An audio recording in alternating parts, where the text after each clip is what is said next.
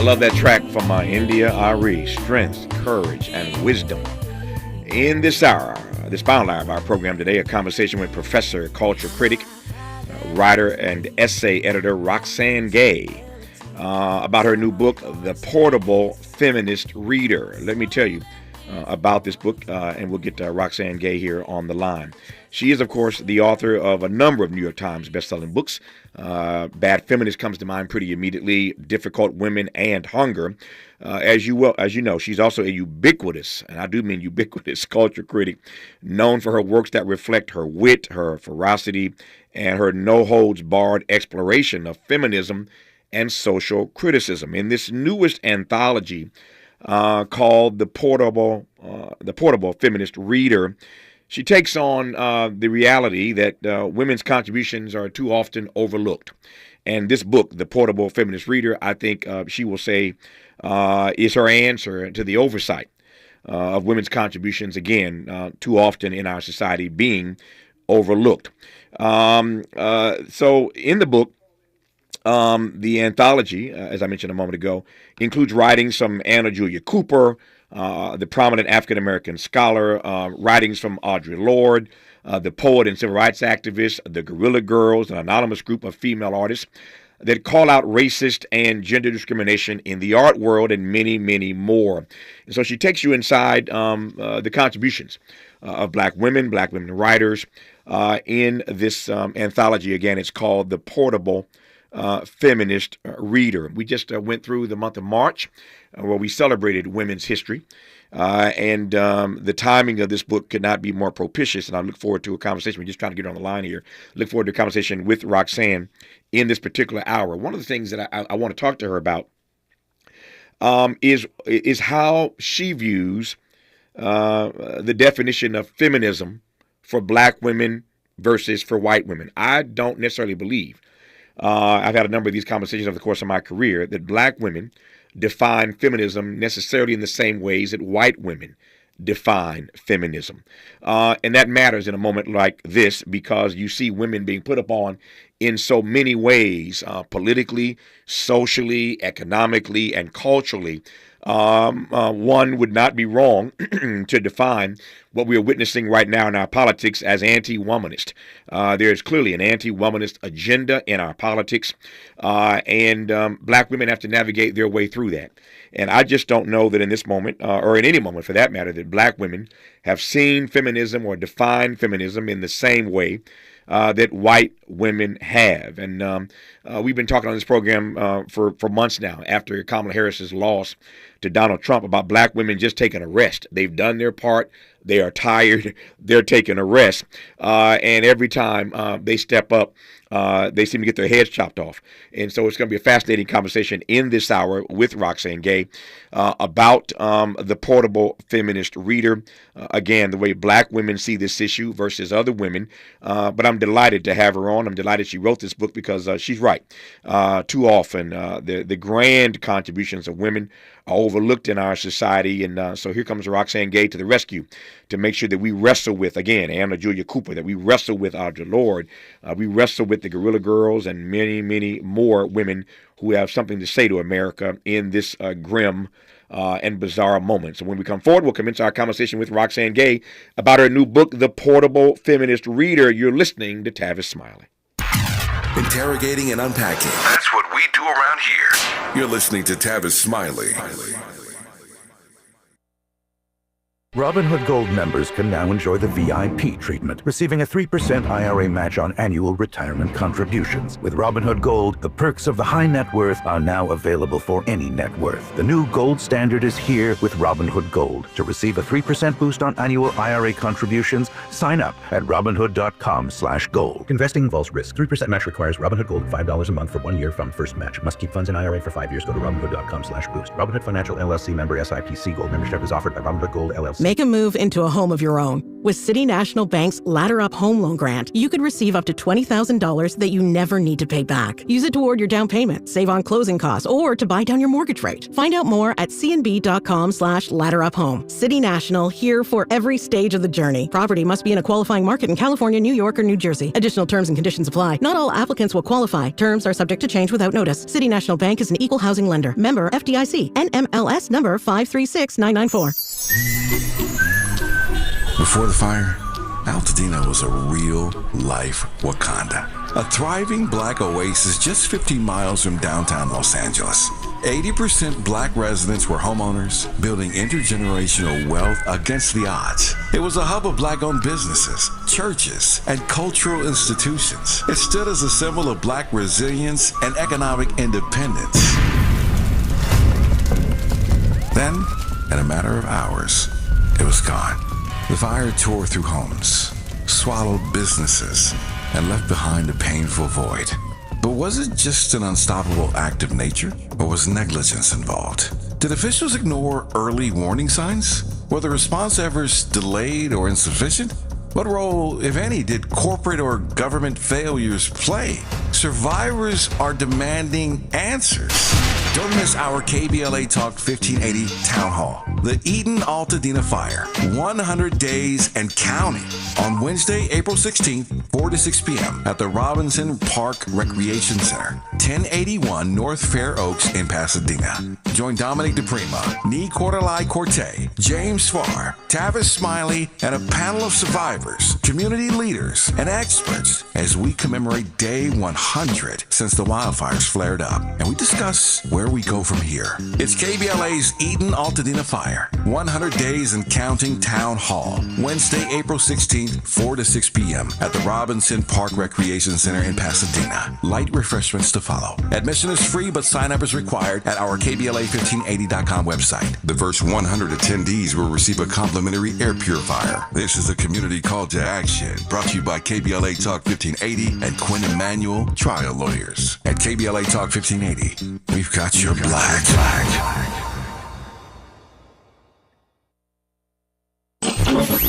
Freedom is an endless meeting. So let's get back to it with Tavis Smiley.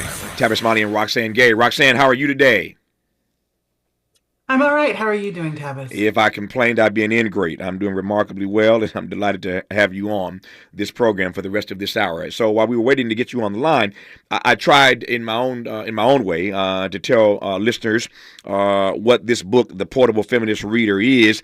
But I obviously can't do justice to your work. So take me inside the Portable Feminist Reader and tell me what it is and what it ain't. Well, I heard what you said. I thought you did a great job. Thank you. And so what it is an anthology of feminist thought, and it spans about 600 centuries. I mean, 600 centuries, my goodness, 600 years, because feminist thought is certainly not new, and it has evolved, and it's ever evolving. And I wanted to show how dynamic it is, how diverse it is in every sense of the word, and to allow people to see what happens when you look beyond the traditional canon to find feminist thinkers, because we're everywhere. Mm-hmm. And we're doing all kinds of interesting work that has not always been recognized by the gatekeepers of intellectual contributions. Yeah. Tell me more. I love the way you phrased it. Tell me more, Roxanne, about the way you view, at least, the ever-evolving notion of feminist thought. For sure. Traditionally, people tend to think of feminism in the context of white feminism. Mm-hmm. And that's a feminism that's focused on women's equality. And certainly that's a goal. That's part of it. But we're also looking for equity. And we're recognizing that not all women are created the same. Depending on our different identities, things like the pay differential, things like violence, and just how we're treated in the world, our access to reproductive freedom, et cetera, is affected. And so I always want to include works in the feminist canon that acknowledge that and that reflect the reality of the lived experiences of, for example, women of color, women with disabilities, working class women, trans women. And oftentimes when we consider something part of the canon, that's it. We can't change it. Mm-hmm. But my hope is that canon, this idea that there are foundational texts that represent what something is, can always evolve. Because if we remain static, if we're only looking at, for example, the kinds of feminist scholarship that was written by white women and a few white men, then we're saying that no one else can be included in the feminist project. And I personally don't want any part of something that would be that exclusionary. Yeah. I mentioned earlier the names Anna Julia Cooper and Audre Lorde. We'll get to them in just a moment here in this conversation. But I want to follow you as I do all of my guests. Since you mentioned white feminism a couple of times, I suggested earlier, well, again, while we were getting you on the line, that I've been at this for 30 plus years in the media business, as you likely know. And I've talked to pretty much everybody, Gloria Steinem on one end to Angela Davis on the other end. I mean, I've been blessed, I should say, to talk to pretty much everybody over the course of my career. And obviously I'm a male, and so I don't portend to know the answers to this question, which is why I'm asking you. But as I've had conversations over the years with all kinds of people, my sense is that black women don't define that term, feminism, necessarily in the same ways that white women define that term. If I'm right or wrong, whatever I am, talk to me. I would agree, but I think it's also important to recognize that black women aren't a monolith. Right. And that if you ask three different black women to define feminism, you're probably going to get three different but similar answers. But we have to define feminism differently because, for example, when we talk about women's right to vote, suffrage, the reality is that white women were given the right to vote decades before black women. Black women were not fully enfranchised until the mid 1960s. And that's not history, that's our present day. There are plenty of people walking around who were born in the 1960s. And so we have to define feminism differently because we have typically been excluded from the feminist project. And that's why a lot of black women are womanists instead of feminists, because they decided, you know what, we're going to create our own movement because the feminists are not including us. I decided to claim feminism because I respect womanism. I believe in everything that womanists believe, and I believe that our projects are entirely aligned. But just because white women have chosen not to include, oftentimes, not always, women of color in the feminist project doesn't mean that we can't carve space out for ourselves within that project. I do believe that the more we work together, the more progress we're going to make. But of course, not everyone gets that message. Yeah. I don't mean to make you political, but you are political because I follow I'm your very writing. political. Yeah, exactly. I was gonna say I ain't got to make you political, but Mm-mm. because I follow your stuff and read you all the time. But I am curious as to your read. You can imagine have discussed this with others since November. I have not had a chance to Mm. discuss this with Roxanne Gay since November. You likely know where I'm going. Mm-hmm. To be frank and direct about it, white women did not show up for Kamala Harris. They just didn't. The data on Mm-hmm. this is incontrovertible. That white women did not show up for Kamala Harris, which again, this takes us full circle. That I don't think that white women define feminism in the ways that black women do. I mean, in this last election, if you look at the data, white women vote against their own interest. You know as well as I do the Mm. issues that were on the agenda, the issues that were on the docket, discussed during this campaign. And so when I read the data, it suggests to me that white women will vote against their own interest in certain elections, and this ain't the first time they did this as it relates to one Donald Trump. So just tell me anything you can tell me about the way you read that particular moment where white women just frankly abandoned Kamala Harris. Yes, well, I think it's important to say that white women absolutely did vote in their own interests Right? because while it on the outside we can tell that they voted against their own interests, what they were doing is trying to stay proximal to power. And Mm, they were willing to sacrifice things like pay equity, reproductive freedom, the right to divorce, etc., in order to not get out of the good graces of white men. mm, And I think it's a disgrace. It's embarrassing. If I was a white woman who did not vote for Kamala Harris or who abstained from the process entirely, I honestly don't know how they live with themselves. And we saw this also in 2008. mm-hmm, We saw this in 2016. We saw it in 2020. And I think when people show you who they are, you have to believe them. mm-hmm. And what we can see is that the majority of white women, and whenever you say this, there's always like, white women who will say, but not me. And it's like, then if I'm not talking about you, then this does not relate to you. And so you can just keep on moving. But the majority of you, which means your sisters, your mothers, your aunts, your friends, voted for Donald Trump. So go talk to them. You don't need to talk to me because I voted correctly. Hmm. And 92, 93% of my sisters also voted correctly. So go talk to your little friends and get them together because what they did, along with white men, let's not put the burden only on women, Hmm. because white men overwhelmingly voted for Donald Trump. What they did was decide that power was more important than fairness, than equity, than frankly prosperity. Mm. And when you want to block your blessings like that, I just have to wonder, like, what is wrong with y'all? Do you not see? Did you not know what he was going to do the second time around? And that's why I think a lot of black people are looking at the news every day and we're just like, I mean, that's terrible, but we told y'all Yeah. and you did not listen. You thought somehow you were going to be exempt. But no, nobody's exempt from tyranny and fascism. And now here we are. Yeah.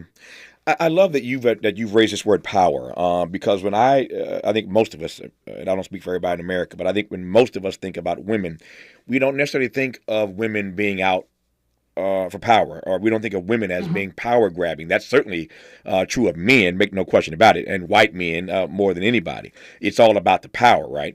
But I've never, I don't know that I've spent a lot of time in my life thinking about white women in a power frame. Tell me more. Absolutely. I mean, most people love power. And we have this sort of fantasy that if a woman was in power, all of a sudden everything would be better. There Hmm. would be this paradise. And feminists oftentimes love to believe this. But historically, when women have gotten power, they have behaved in the exact same way as men. Hmm. Power tends to corrupt anybody. That's right.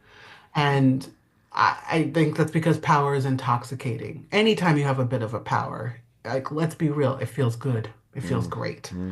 And unfortunately, most people only care about that feeling and don't care about sharing that feeling and sharing the reach of power and what it can do. But women are just as ambitious as men. I am. I'm very ambitious and I'm proud to be ambitious. There's no shame in it at all.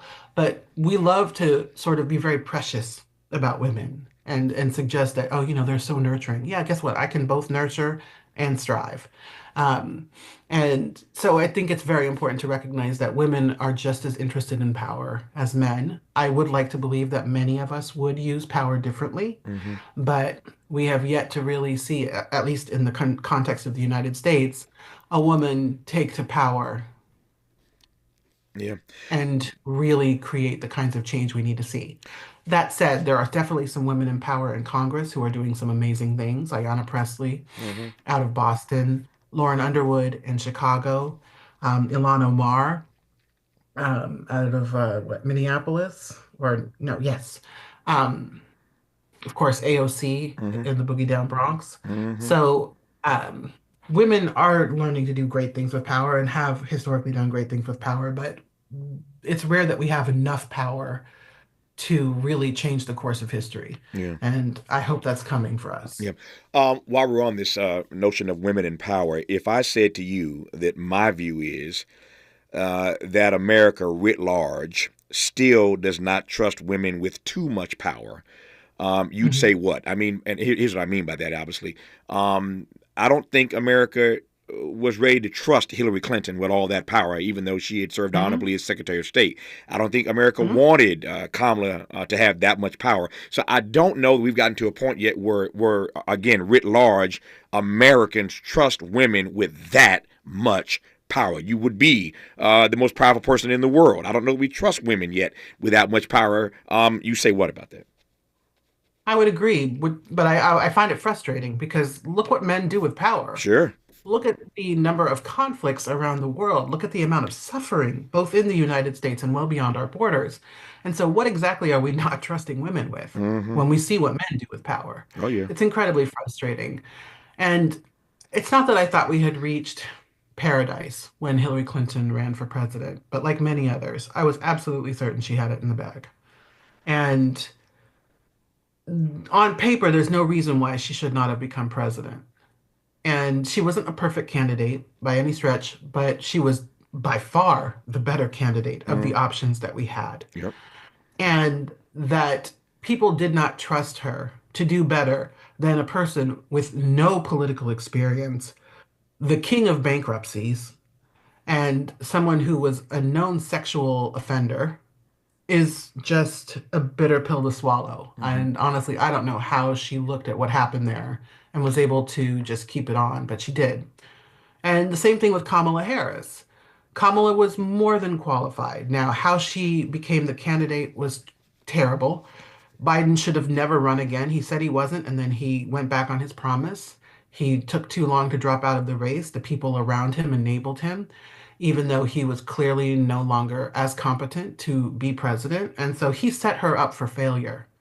The entire Democratic Party set her up for failure. And then, of course, people didn't want to give her this kind of power, not only because she's a woman, but because she's a Black woman and a South Asian woman, which just was like 3 strikes and you're out.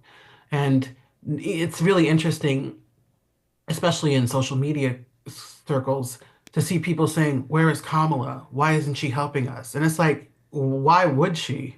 Y'all didn't want her as president. What did you think she was going to do?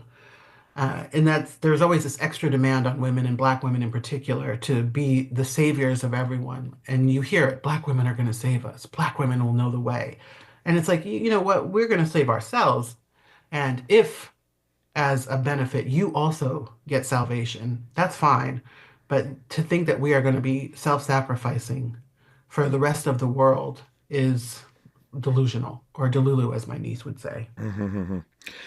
There's no naivete in asking this particular question, but I mentioned earlier again at the top of this conversation that women's contributions, grand contributions, have for too long been overlooked in the canon, to use your word, and in what we teach our kids in school. Again, no naivete in asking this question, but beyond the fact that white men have been those persons who have written those history books, is there something else that we're missing about why we have negated or ignored the contributions of women historically?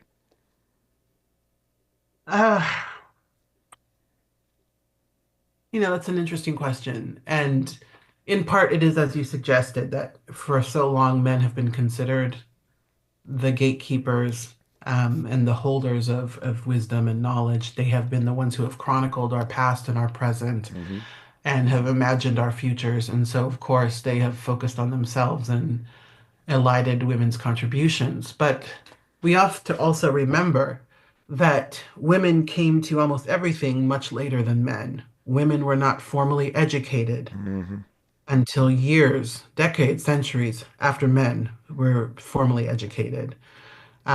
We haven't had as much time to put our contributions into the public sphere. They have always existed, to be clear. There have always been women who were well ahead of their time. But part of it is that we haven't had the same runway to get to where men currently are. And still, look what we've accomplished. It's extraordinary. And so a lot of it is just oversight and the fact that women's contributions have been ignored or buried. And what we see now, and this of course has been happening for many years, is that we're unearthing the contributions of women that have always been there and that were simply dismissed or overlooked in their time. And it's a shame, but I'm glad that there are people out there doing the work of this sort of intellectual excavation and are also highlighting what women are doing right here and right now, because our contributions in the present day are many. We are talking to Roxane Gay about her new anthology, The Portable Feminist Reader. When we come forward, a great deal more to unpack about that, and we'll talk about her classic award-winning comic book series, Black Panther, World of Wakanda. We'll talk about her ownership of the literary magazine, The Rumpus.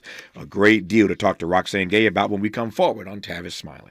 For all the freedom-loving folk, this is Tavis Smiley. I feel like freedom.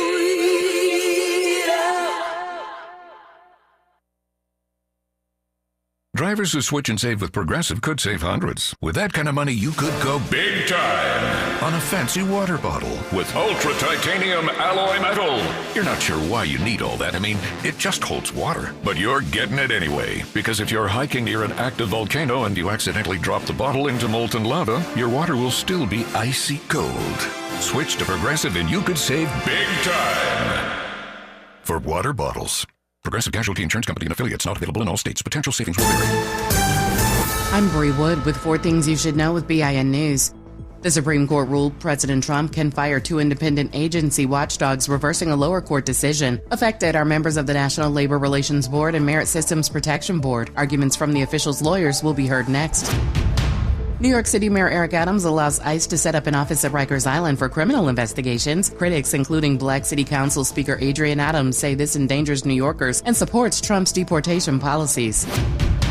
Transgender pilot Joe Ellis sues conservative influencer Matt Wallace for falsely linking her to the D.C. plane crash that killed 67 people. Wallace's viral posts led Ellis to fear for her safety, requiring private security.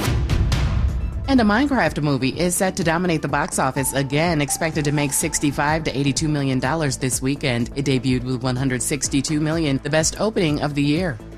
Get BIN News on demand 24/7 on the iHeartRadio app. Imagine a photograph of your favorite place in California. Then right in the middle of it, one piece of litter. Litter has no place in our lives, not one piece. Together, let's change that. Clean California. Zero litter is the goal. CleanCA.com. This is the KBLA Sports Minute with Ray Richardson. In so many ways Wednesday night, Luka Doncic told the Dallas Mavericks organization they never should have traded him. In his first game in Dallas since the Lakers traded for him on February 2nd, Doncic had a spectacular return. 45 points, 6 assists, and 4 steals. Doncic got standing ovations from Mavericks fans before and after the game. The Lakers pulled away for a 112-97 win. The win secured a top 6 finish for the Lakers in the Western Conference, which means they will avoid the play-in round. The Lakers have 2 games remaining in the regular season, Friday at home against Houston and Sunday at Portland. The Clippers won their 6th straight. They beat Houston 134-117 in their final regular season home game at the Intuit Dome in Inglewood. Ivica Zubac had his first career triple-double with 20 points, 11 rebounds, and 10 assists. James Harden dropped 35. No debates, no speculation, just the info you need. That's your KBLA Sports Minute. I'm Ray Richardson. More news, opinions, and conversation when we come forward on KBLA Talk 1580. We've got a lot to talk about. Hi, I'm Ray Richardson, your sports connection here at KBLA Talk 1580. Join me and my co-host Neil Scarborough every Saturday night at 7 for Out of Bounds, the show that brings some flavor to the world of sports for 60 minutes. We take you beyond the scores and press conferences. We give you our point of view, the way black folks see what's going down. You can join the conversation and give us your analysis at 1-800-920-1580. Out of Bounds every Saturday night at 7 on KBLA Talk 1580. We've got a lot to talk about. Unapologetically progressive. KBLA Talk 1580. We've got your black. You like the style, though.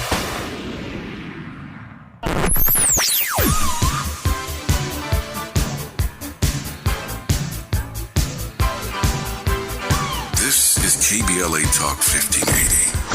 Talk radio. That's music to your ears. We're unapologetically progressive. KBLA Talk 1580. Paid for by government.com. Did you know? The United States Mint has issued a new Morgan silver dollar coin in proof condition for the first time. Not only that, they are also minted in 99.9% pure silver for the first time ever in history. Coin experts are calling this an amazing opportunity for anyone that knows the enduring popularity of Morgans. But you must hurry. Only 400,000 of these legal tender silver dollars were issued. These first ever Morgan silver dollars are brand new with stunning mirror-like finish, minted by the iconic San Francisco Mint. Call now and you're guaranteed a new first ever 99.9% pure silver proof Morgan dollar. To learn more, call 1-800-973-9717. If you order now, you will receive a free coin collector bonus pack, a $25 value, free with every order. Call 1-800-973-9717 now to secure your new Morgan silver dollars before they are gone. That's 1-800-973-9717. 24/7. At Exquisite Family Mortuary, we know how overwhelming it can be planning a meaningful farewell for your loved one. Secure your peace of mind by calling Charlotte White at 323-577-5562. That's Charlotte White at 323-577-5562. From traditional funeral services to memorials to direct cremation, pre-needs, and more. Call Charlotte White at Exquisite Family Mortuary for Southern hospitality in Southern California. That's Charlotte White at 323-577-5562. Exquisite Family Mortuary is located nearby in Inglewood, California. Exquisite Family Mortuary, where your loved one becomes our loved one.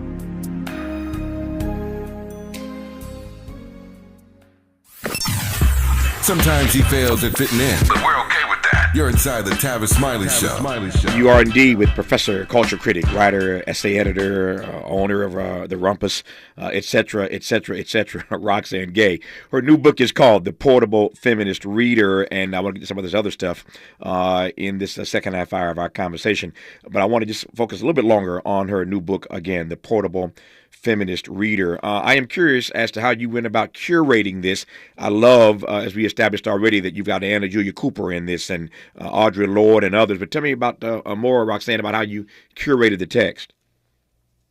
Well, there was a lot to choose from because, as I said before, there is just no shortage of incredible feminist scholarship out there.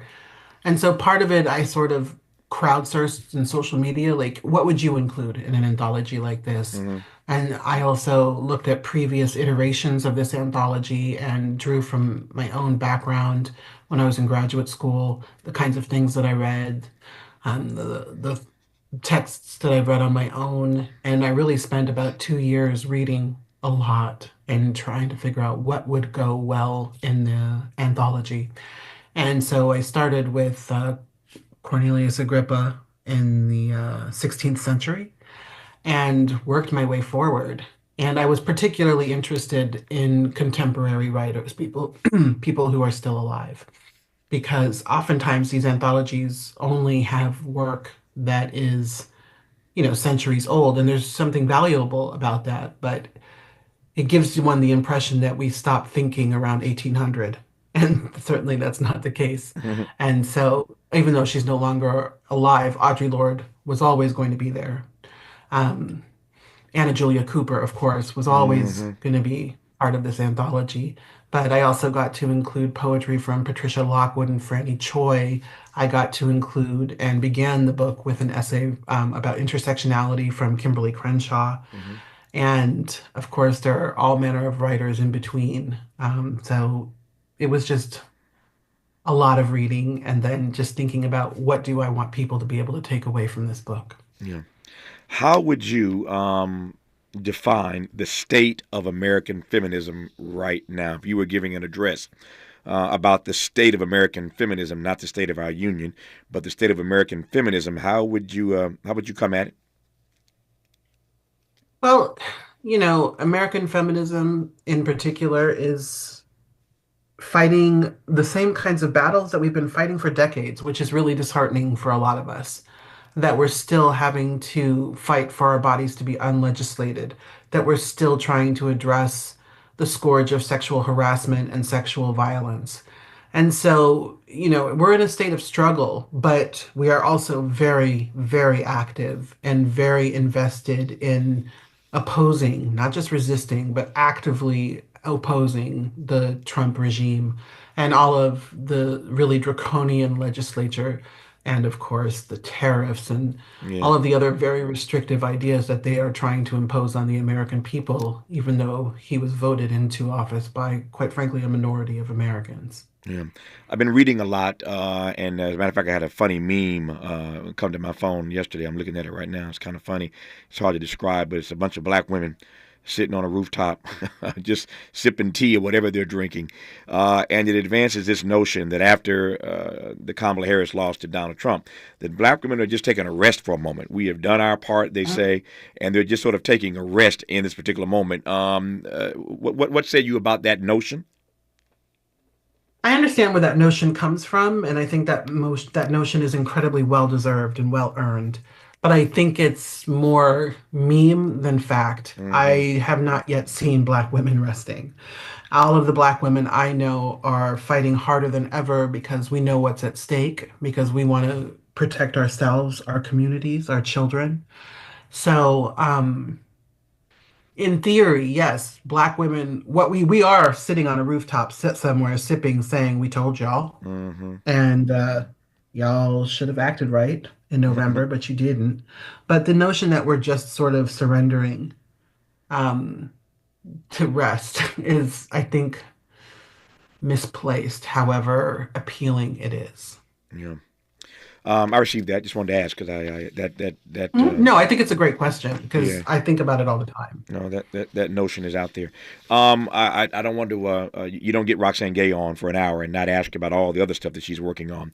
And so I'm glad we had some time here, a good 40 minutes or so, to talk about her new book, The Portable Feminist Reader, exploring the state of American feminism and again trying to expand that canon to include some other folk like Anna Julia Cooper and Audre Lorde and others who have belonged there for a long time.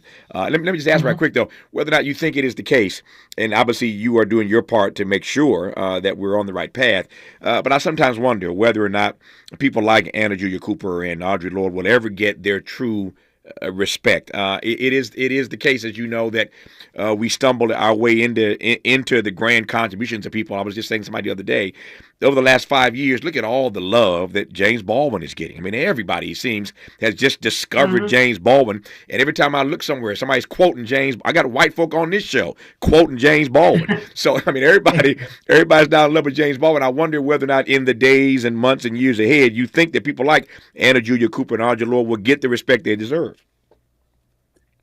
Well, I think respect from whom? Yeah, that's a good question. I think that they do get the respect that they deserve from Black people and Black Right. women in particular. And I think a lot of us work very hard to not elevate the respect of white people as a goal. And so are they going to be respected by the mainstream, which we always equate with whiteness?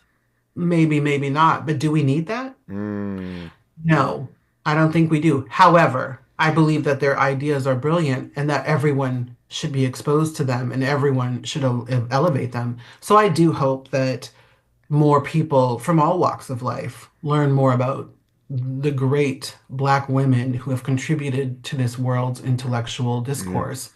But as I get older, the more I try to not strive for acceptance from white people and to focus instead on my communities and just try to be the best person that I can be on that level. No, to your point, I love that. I'm the same way. Not that I was ever any not that I was ever any different, and I'm sure you weren't that much different either. But you get more committed to focusing on what really matters. But what say you to and about those persons though who do believe that normative white gaze is everything? I get where it comes from. When you're raised in this country with the power and racial dynamics of this country, how can you not strive for that in some sense? But, as I also tell people who are having trouble at their jobs and who are sacrificing themselves to their jobs, the institution will never love you. The job will never love you. It does not care what you give to it. It will just take and take and take. And you have to understand the white gaze in that same way. They will treat you like a pet. They will treat you like an exception to the rule of whatever they think about Black people. And you don't want that kind of acceptance because all it does is diminish you, and nobody should be diminished. Once again, the book is called The Portable Feminist Reader. When we come forward with our guest in this hour, Roxane Gay, delighted to have her. We'll talk about her award-winning comic book series, Black Panther, World of Wakanda, and her ownership of the literary magazine The Rumpus. More to cover with Roxane Gay on Tavis Smiley. From Leimert Park with love, this is Tavis Smiley. This is an ad by BetterHelp. Think about your mentors and idols, the people who inspire you the most. While it may look like they have all the answers, they don't. But they do know when to ask questions and seek the support they need. In a world that glorifies hyper-independence, it's easy to forget that we're all better with a support system. Therapy is a great way to find a consistent source of support in your life, so you can break free from the outdated belief that seeking help is a sign of weakness. BetterHelp has experienced therapists ready to help you with challenges ranging from anxiety and depression to relationships and stress. It's convenient, too. You can join a session with the click of a button, helping you fit therapy into your busy life. You can even send your therapist a message anytime something comes up. Build your support system with BetterHelp. Visit BetterHelp.com/ABCRadio today to get 10% off your first month. That's BetterHelp, HELP.com/ABCRadio. We asked seniors how to prevent Medicare scams. My best advice, if you get a phone call, do not talk to the person. These people are well-trained. Don't talk to them. They don't know me. They're just trying to scam me. Don't be fooled. Hang up. Just hang up. Never give out your Medicare number. They're going to get your number to put in a false claim. If I get a call from someone, I don't pick up the phone. And should I pick up the phone and they ask for information, then I hang up. How do you detect Medicare fraud? Just like I check my credit card statements, I check my Medicare statements monthly. Scammers can get a hold of your number, order medical devices through your account, and you're not even going to know about it if you don't look at your statement. Check your statement every month. If you get your statement and you see something that you know you did not have done, you report it. Call your senior Medicare Patrol. To report Medicare fraud, call the Senior Medicare Patrol at 855-613-7080. KBLA Talk 1580. We've got a lot to talk about. KBLA Talk 1580 reminds you that we keep us safe. The Live Your Life organization mentors young women, helping them break negative mindsets and see beyond their surroundings. Through career exposure and hands-on training, they're encouraged to think big, stay focused, and make positive choices. Founded by Nikisha Mama Boo Smith, who transformed her life to become a community leader. Live Your Life is changing lives, but they need your help. They're raising funds to keep their new building open and expand their program. Your donations will support food, clothes, hygiene products, and holiday giveaways. Visit liveyourlife32.com. That's LIVEYOLIFE32.com to help today. This is a community call to action from KBLA Talk 1580.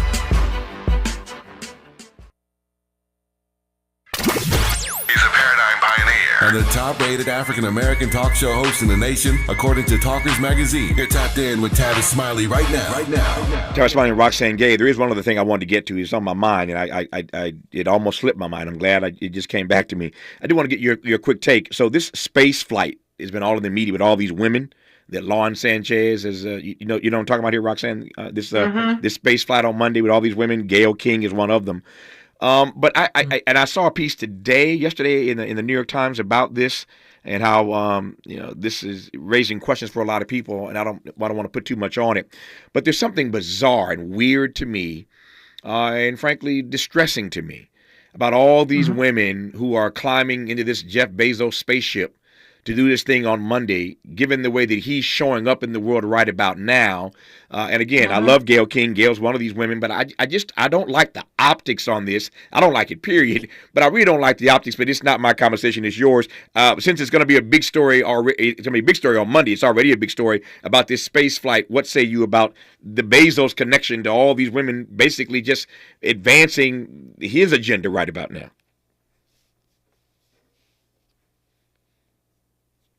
Listen, I think it's completely ridiculous. And I'm actually shocked by some of the people that are going on this little fake space trip because they're not actually going to space. I think it's a problem. And I respect Gayle King. I've been on her show before, and she's just a really great journalist and a great person. So, individuals can do what they want, but Bezos went to the inauguration, gave money to the Trump campaign, and sat there on that dais with all the other billionaires, only to enrich himself. And so I don't understand why so many women are willing to give him credibility, attention, and to, kind of just contribute to someone who is so toxic to the world.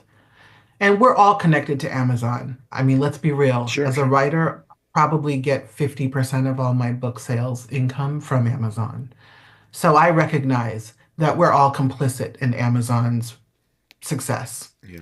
But it's another level to get on the Blue Origin space capsule and call it feminism because the entire group of people going is comprised of women. That's not what feminism is. People oftentimes seem to believe that just because a woman is involved, it's feminist. That's not how any of this works. And so I'm dismayed. I'm disappointed. But I also think that women make an easy target. This is probably the third or fourth trip that this silly little rocket has made. Why have we not focused the same amount of attention on the other groups of people that have gone up? That's fair. Like, let's spread out the criticism. Yeah. It's not just women who have done this and who have enabled Bezos and have supported the Bezos project. And so while I am critical, and I think the criticism is healthy, and I read that piece in the Times by Jessica Gross as well last night. My wife sent it to me. Yeah. I think let's also have some necessary perspective and recognize that we can't just pile on women. And I think the reason we're seeing this level of intensity and response is because it's women, and women make an easy target, and we hold women to different standards. No, I take that, and I take your point earlier that we are all complicit at some level, or as I put it, we're all compromised and contaminated. In some way. None of us is perfect, but I think what troubles me more than the woman angle is we see the way he's showing up, the way he's moving at the Washington Post.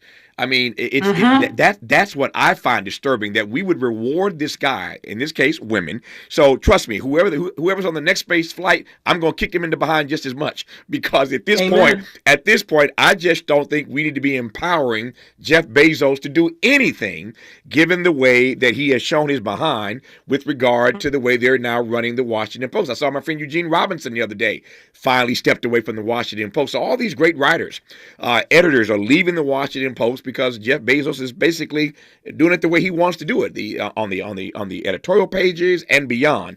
I just don't like that, and anything that we do affirmatively to again give Jeff Bezos more credibility, like this space flight on Monday, I just find annoying, and annoying is the nicest word I can come up with right about now. When we come forward, we'll talk about Black Panther, World of Wakanda. We'll talk about the Rumpus with Roxanne Gay on Tavis Smiley. Helping to stretch your moral and political imagination. This is Tavis Smiley.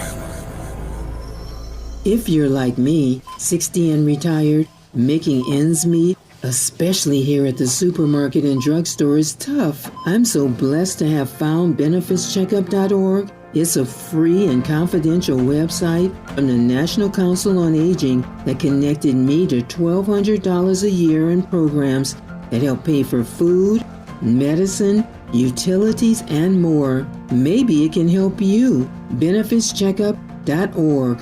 You know where you want to go in life, and City National Bank can help. City National knows the dedication it takes to build your vision for the future into a reality, and our team is here for you. We have a wide range of options to help, from personal savings accounts to interest-bearing money market savings accounts and more, all designed to help you get where you want to go. City National, here for every stage of the journey. Learn more at cnb.com. City National Bank is a subsidiary of Royal Bank of Canada, member FDIC. Do you enjoy fatty foods, sweets, and alcohol? Who doesn't? Unfortunately, all those things put a lot of pressure on our liver. That's why pharmacist, best-selling author, and nutritional expert Sherry Torkos recommends Active Liver from New Nordic. The liver is an incredible organ. It works nonstop to process toxins and chemicals from our food and drinks, medications we take, and even environmental exposures. As a health expert, I'm often asked how to support the liver's natural detoxification process and offset the effects of fatty foods, sugar, and alcohol. I recommend Active Liver by New Nordic. This gentle plant-based supplement is an effective way to support your liver's vital functions as well as your energy and overall well-being. With its powerful blend of turmeric, milk thistle, and globe artichoke extract, Active Liver is the perfect way to keep your liver healthy and you feeling your best.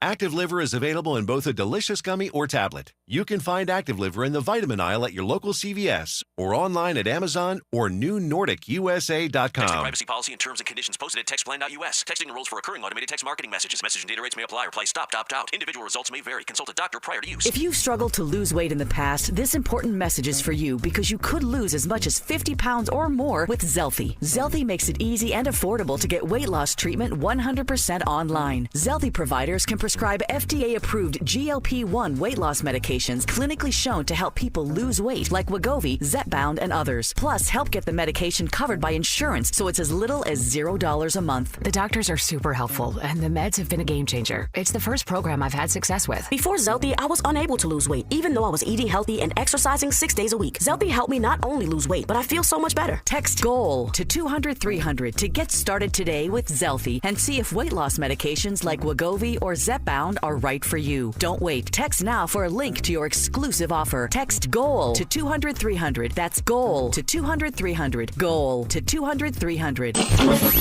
Freedom is an endless meeting. So let's get back to it with Tavis Smiley. Tavis Smiley and Roxanne Gay for the next 4 minutes. That's all I have left in this 1 hour conversation. I've enjoyed immensely with Roxanne Gay, professor, culture critic, writer, essay editor, all that, and then some.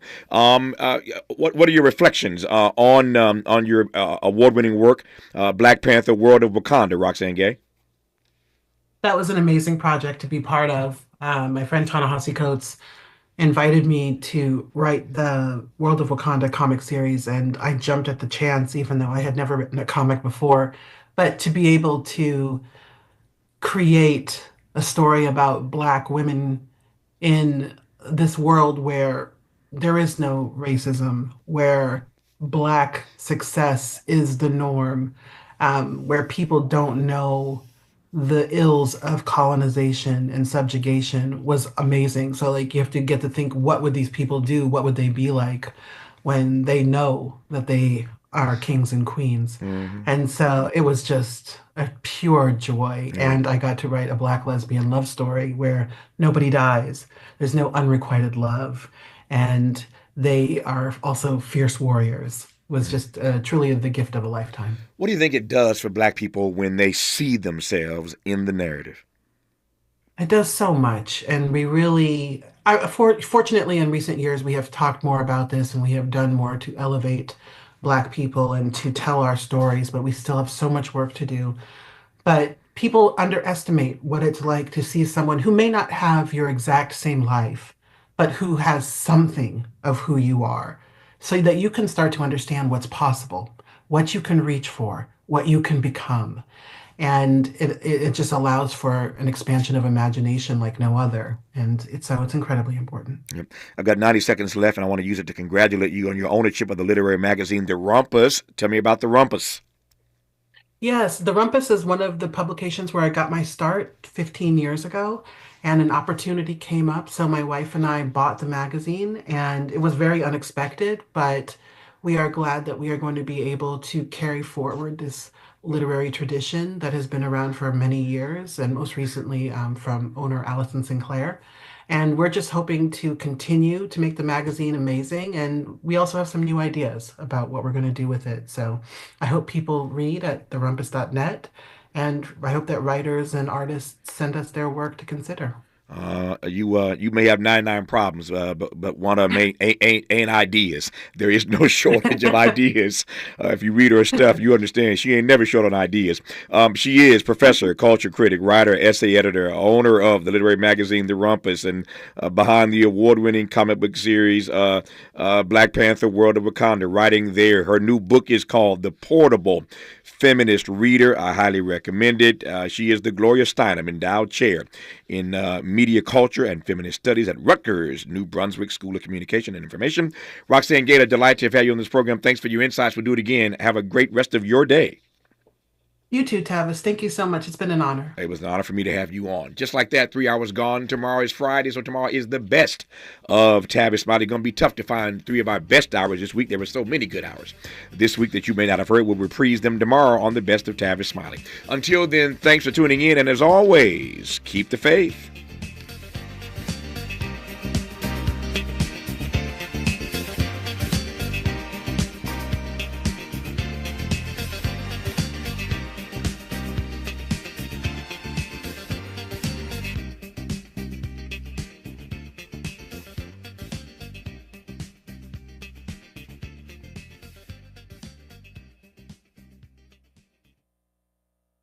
KBLA 1580 Santa Monica. I'm Bree Wood with 4 Things You Should Know with BIN News. The Supreme Court ruled President Trump can fire 2 independent agency watchdogs, reversing a lower court decision. Affected are members of the National Labor Relations Board and Merit Systems Protection Board. Arguments from the officials' lawyers will be heard next.